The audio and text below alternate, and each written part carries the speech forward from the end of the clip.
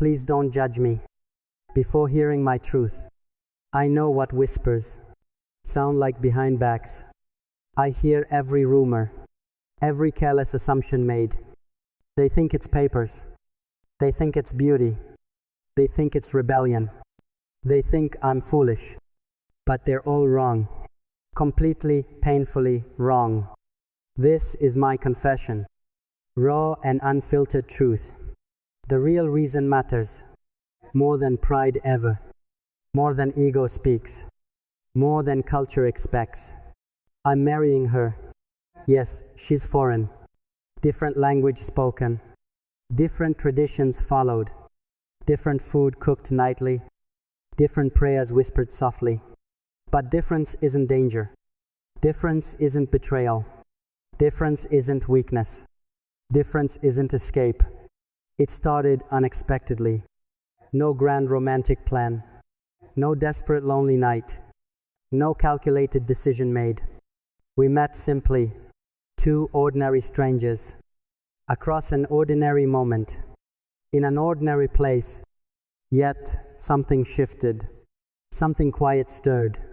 Something honest awakened. Something I'd buried.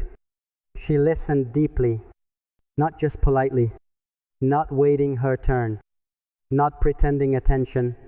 She listened completely to my silences, to my unfinished sentences, to my hidden fears.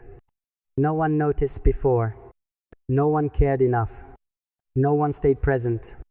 No one understood fully.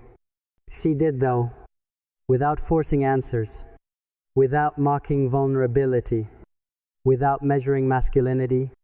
That shocked me. It terrified me. It healed me. It changed me. People ask why. Why her specifically? Why cross borders? Why cross cultures? Because she sees. She truly sees. Beyond my surface. Beyond my status. She met me. Not my reputation. Not my nationality. Not my background. Just me.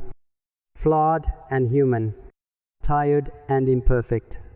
Hopeful and scared. Back home, everyone. Expected performance always. Expected strength constantly. Expected silence mostly. Men don't cry. Men don't confess. Men don't doubt. Men don't break. But I did. Quietly and alone. Behind closed doors. Behind forced smiles. She noticed cracks. Before I admitted. Before I accepted. Before I understood. She asked gently, "Are you okay?" Simple, caring question. Powerful, healing words. No interrogation tone. No sarcastic laughter. No hidden agenda. No cultural pressure. Just concern. Just sincerity. Just presence. Just heart. That moment mattered. More than grand gestures. More than dramatic romance. More than flashy promises. People think love is loud fireworks, is expensive gifts, is public declarations. But real love is quiet understanding, is patient waiting, is safe vulnerability. She created safety without demanding change, without rewriting me, without erasing roots. She respected differences, asked about traditions, learned my language, tried my food, not to impress, not to compete, not to dominate, but to connect. Connection over control, understanding over assumption, growth over ego, partnership over pride. I realized something, very uncomfortable truth. I was afraid of judgment, afraid of gossip, afraid of rejection, afraid of expectations, afraid of family pressure. What will people say? That question haunted me, louder than heartbeats, stronger than feelings. But then clarity hit me hard. Are they living? Or am I? Will they marry? Or will I?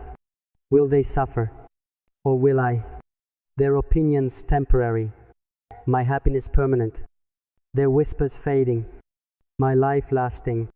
She never forced, never demanded commitment, never manipulated emotions, never rushed decisions.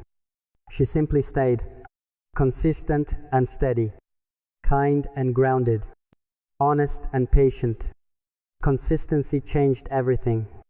No emotional games, no dramatic ultimatums, no calculated distance, just reliability, just maturity, just balance, just truth.